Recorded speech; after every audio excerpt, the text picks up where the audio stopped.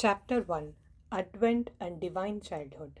Bhagavan Sri Sathya Sai Baba was born in a small village called Puttaparthi in the Andhra region of South India. His father's name was Sri Pedda Venkappa Raju and his divine mother's name was Ishwaramma.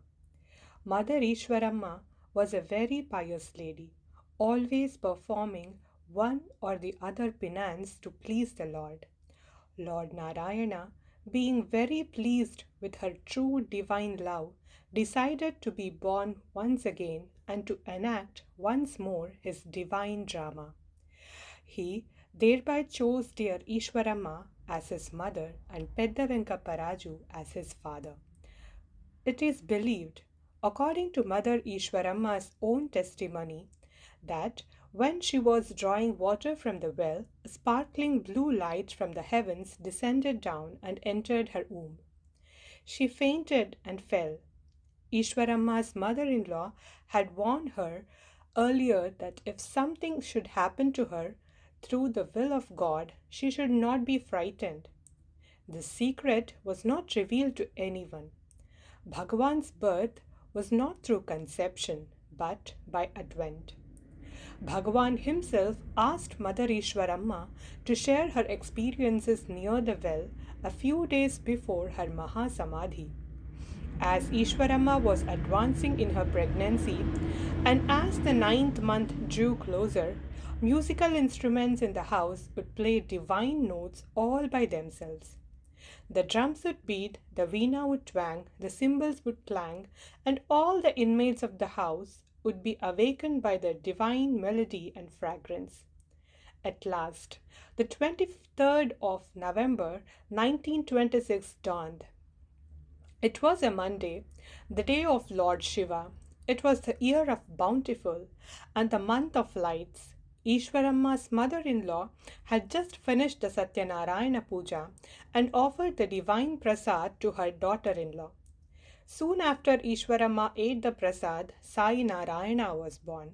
The baby was extremely handsome. He was named Satyanarayana. One day, while baby Sathya was sleeping in his cradle, the women nearby were surprised to see the clothes under the baby moving. When they lifted baby Sathya, they found the snake slithering away from the Lord, disappearing within a few yards. Well, the Lord Adishesha, having missed his Lord in Vaikunta, must have come down to give him company. Satyanarayana, as a child, would never touch non-vegetarian food, nor would he visit houses where it was prepared. There lived a Karanam Subbamma who was a very sattvic lady, and she was very fond of dear Sathya. She would spend most of his time in her house. Even in this avatar, there had to be a Yashoda. Any beggar who came to Satya's parents' house would not be sent away empty handed. Sathya saw to it that the beggar would be fed sumptuously, and sometimes he would himself forego food, and his sister and mother would get irritated with his constant charity.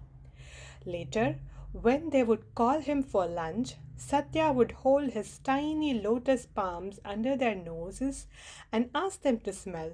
They would discover the most delicious and mouth-watering smell from those divine red palms. When they questioned him as to where he had eaten, Sathya's prompt reply was, "An old man fed me." Even as a child, Sathya started revealing his true nature, love. He could never see his friends sad. He would often create fruits, candies, and pencils to make them happy.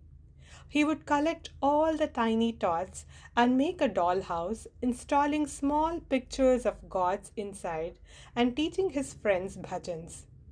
After completing his primary schooling, Sathya was admitted in nearby Bukkapatnam village for elementary studies.